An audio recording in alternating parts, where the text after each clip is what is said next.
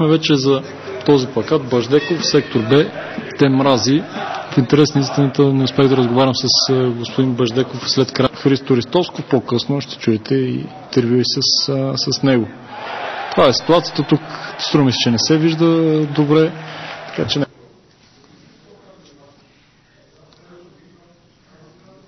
Даниел Боремиров, след което последва центриране и ще погледнем дали има нарушение срещу Емил Ангелов.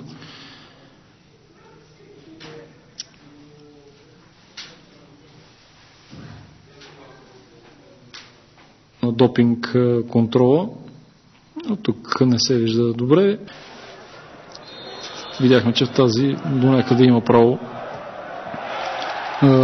Марек в тези минути се задоволиха с една атака, да им излезе, в което спокойно може да се доспа за Левски, а пък Ристовсков не го е направил. Това е едно от положенията. Точка. Втората гледна точка, че по-скоро към Дуспа майче.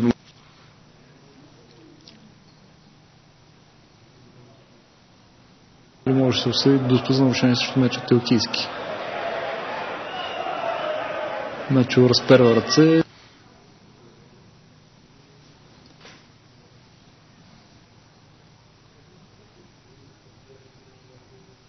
И да, пъва си. Определено Дуспа срещу Емил Ангелов. Но пък сега две дуспи, които можеше да даде, пък да не ги дадеш на Левски при 1-0, си е сериозно опъване на нервите. Ето го това. Посяга, спъва. Дуспата.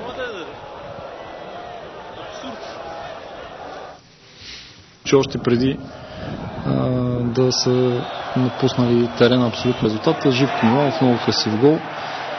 Пак да кажа, че пропускаме няколко положения. Морец, Бургас, София, който Левски караха 10 гола.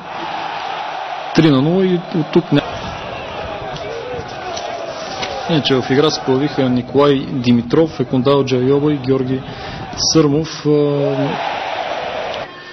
Любимец на феновете на Левски заради атрактивната си игра, ще успее и да вкара 2 гола. Центрирането отляво е на Минев. Е действително много красива.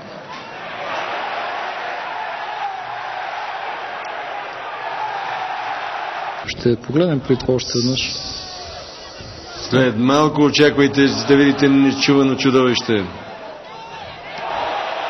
Невиждано по-скоро. Голова предимно заради играта на Левски. Трябва да се признае, че Левски играха много, много добре в тази среща. Тук асистенцията на тук струва се, че тази на Левски. Следващия кръг е с 2 дуспи на Марек. Трета дуспа се дава после от мене за засада. Факт е, че това, което се вижда от